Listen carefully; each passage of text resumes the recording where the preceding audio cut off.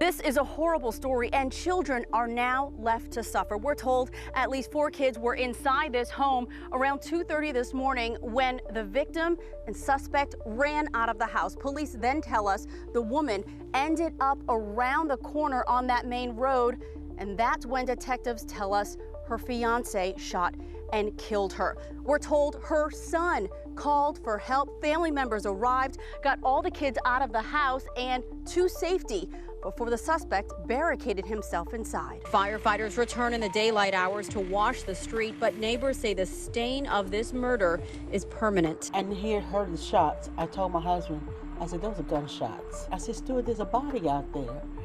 And my heart, goes out.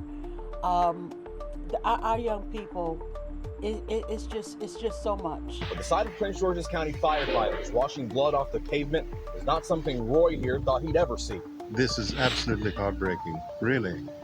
To think that things should happen like that in your neighborhood. She thought she had found the love of her life. But in a matter of seconds, that love turned into something unrecognizable. A single gunshot, a desperate 911 call, and a violent standoff that left an entire neighborhood frozen in fear. Dina Taylor was a 39-year-old woman planning her future with a man she loved.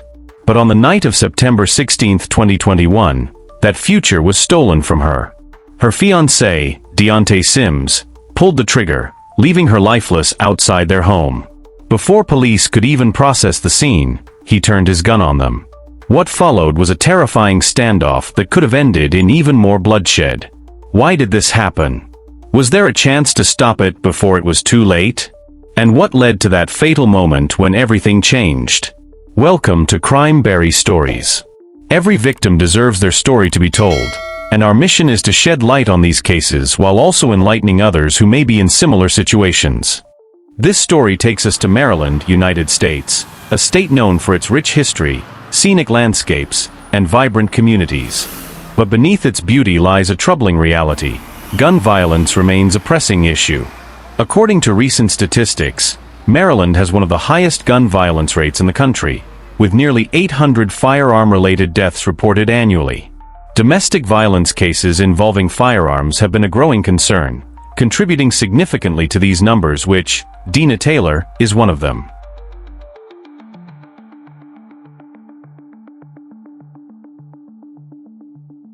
Dina Taylor was a 39-year-old mother of 5, 3 daughters and 2 sons, residing in Upper Marlboro, Maryland.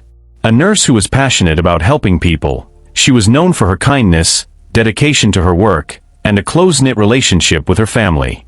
Dina was engaged to 38-year-old Dionte Sims, and together they lived on Cecily Court. To those who knew them, Dina and Dionte appeared to be a loving couple, eagerly planning their future. Dina often expressed her excitement about their upcoming wedding, sharing heartfelt messages on social media about her love for Sims. "Only in my dreams did I ever think that I'd be getting married in a beautiful mansion to the most kind, gentle, dedicated, and loving man that I would ever meet," she wrote on Facebook in August 2021. When they say dreams come true, please believe them. But that dream came to a tragic end. On the night of September 15, 2021, Dina and Dionte were seen together outside their home on Cecily Court. Neighbors recalled hearing raised voices, but thought little of it at first. Arguments between couples happen, and to the outside world, their relationship seemed stable. But something was different that night. In the early hours of September 16, 2021, tensions between Dina and Dionte escalated. An argument turned into a confrontation, and before anyone could intervene, Dionte pulled out a firearm and shot Dina multiple times. This is a horrible story, and children are now left to suffer. We're told at least 4 kids were inside this home around 2:30 this morning when the victim and suspect ran out of the house. Police then tell us the woman ended up around the corner on that main road, and that's when detectives tell us her fiancé shot and killed her. We're told her son called for help. Family members arrived, got all the kids out of the house and to safety before the suspect barricaded himself inside. Police say an armed man inside this home on Cecily Court in Upper Marlboro finally surrendered nearly 5 hours after they say he shot and killed his fiancée about a block away. Firefighters return in the daylight hours to wash the street, but neighbors say the stain of this murder is permanent. And heard the shots. I told my husband, I said, those are gunshots. I said, Stuart, there's a body out there. And my heart, goes out. Our young people, it's just so much. Doris Benson devastated after learning the suspect grew up with her own children. Their families, longtime neighbors. His parents are wonderful people. They really are. Police confirmed the suspect and victim were engaged to get married and both had children from previous relationships. Investigators are trying to piece together what happened inside the home that led to the shooting as they gather evidence and interview witnesses. The gunfire shattered the silence of the quiet neighborhood. Neighbors, startled by the loud bangs, rushed to their windows to see what had happened. Some called 911, reporting that a woman was down in the street.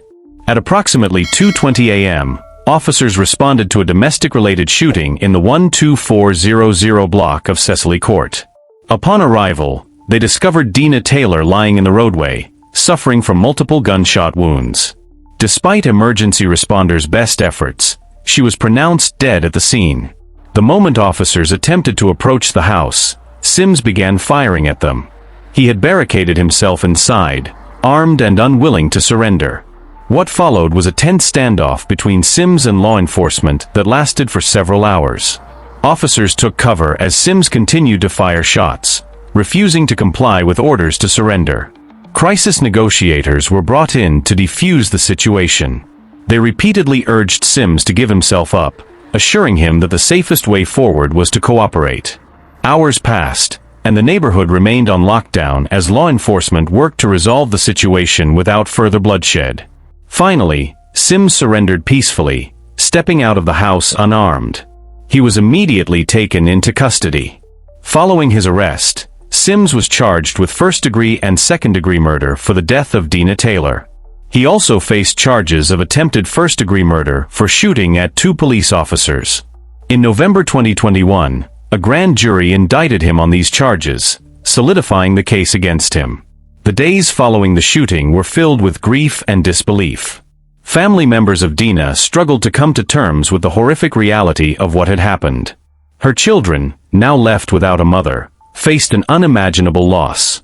Friends and relatives described Dina as a loving and selfless woman who put her family above all else.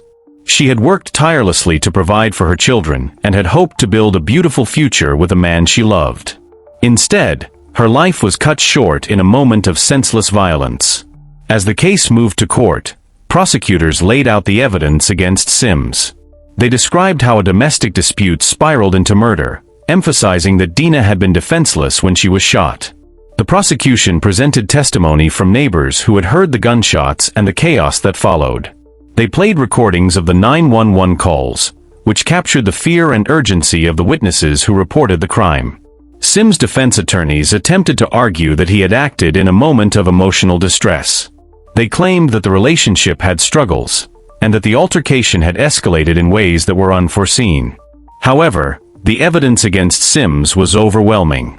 He had not only shot Dina multiple times but had also endangered the lives of police officers by firing at them. His actions showed clear intent, making it difficult for any defense argument to justify his behavior. In August 2022, Dionte Sims was sentenced to 50 years in prison for the murder of his fiancée, Dina Taylor. This sentence was part of a plea agreement in which Sims admitted to the fatal shooting. Under the terms of the plea agreement, Sims will serve 50 years of incarceration, followed by 5 years of probation upon his release. Additionally, he is required to enroll in a batterer's intervention program and undergo evaluations for drug, alcohol abuse, and mental health. My heart goes out to the family and loved ones of Ms. Taylor. What happened to this beautiful young woman was very sad and tragic. My job is to seek justice for her and her loved ones, and that is exactly what my office will do on their behalf, said State's Attorney Aisha Braveboy. The sentencing brought a mix of emotions. For some of Dina's family members, there was relief that justice had been served, but no sentence could bring Dina back. Her loved ones would always feel the void left by her tragic death. The case of Dina Taylor sheds light on the devastating consequences of domestic violence. Dina was a woman full of love and hope for the future, but she lost her life to an act of intimate partner violence. Her story serves as a reminder that domestic abuse can escalate to fatal outcomes if help is not sought in time. According to the National Coalition Against Domestic Violence, nearly 20 people per minute are physically abused by an intimate partner in the United States. These situations often start with verbal and emotional abuse before turning physical.